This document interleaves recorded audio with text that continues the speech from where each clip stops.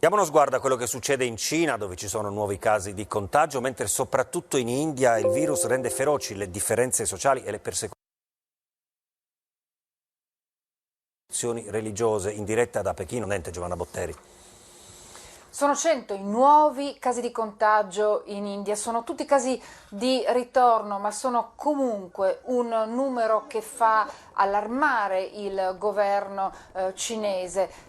Frontiere chiuse, nuovi controlli e soprattutto 2 nuovi focolai a nord e a sud del paese. E il focolaio meridionale è stato causato da contagi di ritorno in arrivo dalla Nigeria. Questo sta scatenando un'ondata di intolleranza nella regione del Guangdong, mentre le frontiere sono chiuse a tutti gli stranieri e i cinesi, sono quasi 3 milioni che lavorano, che studiano fuori dal paese, chiedono di poter tornare. Queste sono immagini invece che arrivano dall'India e quella che vedete è la moschea che